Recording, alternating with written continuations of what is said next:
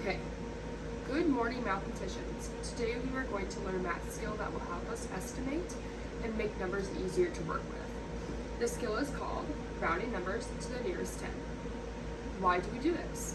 Well, imagine you're at the store and something costs $86. You want to know about how much money you'll need without counting the exact ones. If you round 86 to the nearest 10, you'll know it's about $90. That's faster and easier for mental math. So rounding is like giving a number a friendly shortcut to the nearest 10. Now, I'm going to show you how rounding works. So, let's take the number 86. The first step to rounding is look at the number in the ones place.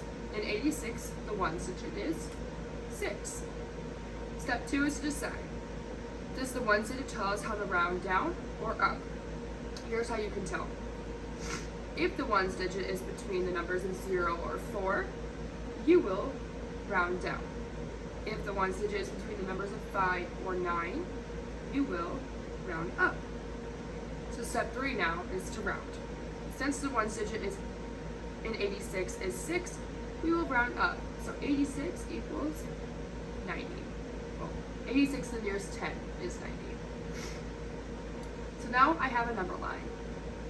Between 86 is 80 and 90. So you place 80 and we place 90. Now we're going to place 86. So 80, 81, 82, 83, 84, 85, and 86. And you can see that 86 is closer to 90. Another example is 43. If we look at the ones digit is a 3. Because 3 is in the 0 to 4 group, we will round down. That means 43 rounds down to 40.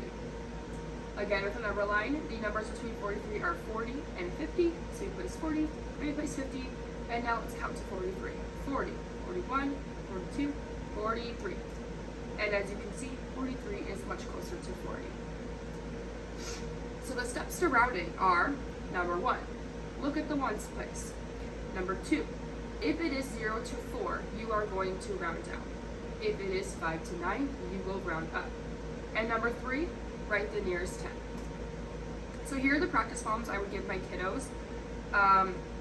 What I would say to them is, now it's your turn to practice with me. Everyone take out your whiteboards and markers. I'll give you a number and you'll follow the rounding steps.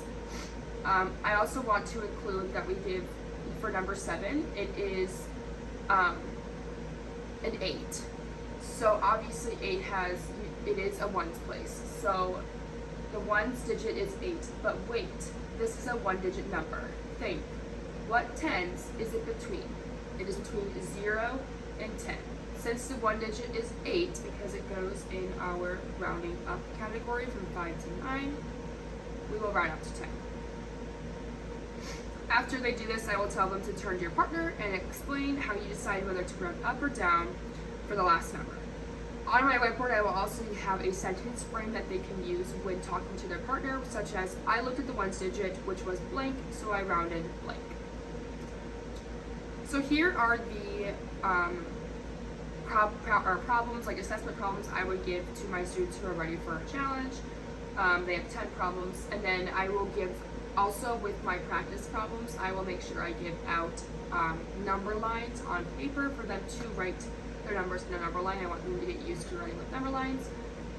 And then here are my practice problems for my kiddos who need more reinforcement. I'm going to start simple with only 6 questions, and then I will work my way up with them once they can get through the 6 questions. And again, they will have a number line. And then today we learned how to round numbers to the nearest 10 by looking at the ones place. Remember, 0 to 4 means we round down, and 5 to 9 means we round up. Rounding up helps us make numbers easier and quicker to use in real life, like at the store, when estimating time, or when checking about how much something is. Great work today, mathematicians.